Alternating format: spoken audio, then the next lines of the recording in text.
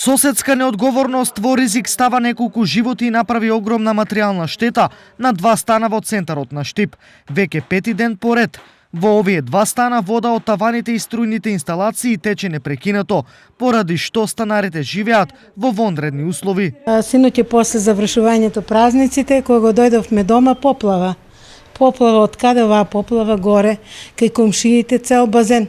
Не може да се сопре водата, ево до ден денеска копа, капе, штетата е голема, станот е целиот реновиран и луѓето летоска го реновираа станот. И сега ние не сме против дива градбата горе што се граде. Ево гледајте како е реновиран стан.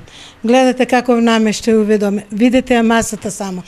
Штетите се, видите ги вратите. Ево види како не се отвара вратата. Видите го ламинатот. Са не е ово некоја реклама, ово е штетата што е добиена. Синоќ човекот дојде и као не заинтересира. Според нашиот соговорник Веска Кнежевик, водата доаѓа од вториот стан над неа.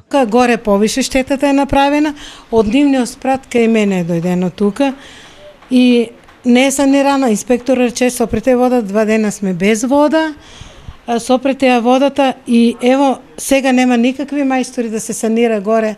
Цевка ли е пукната, шо е тоа, не нас интересира, он треба да го санира. Освен проблеми со водата која уништила речиси се од кукниот мебел, како и ризикот од струен удар, Веска, но и другите граѓани имаат голема среќа, откако ветрот откорна огромен олук од истиот стан, кој буквално паднал на сантиметри пред неа.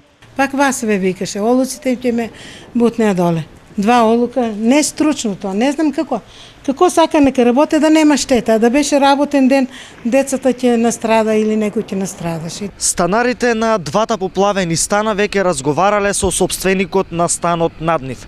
Пријавили во полиција која дошла на лице место, но водата веќе 5 ден и понатаму тече.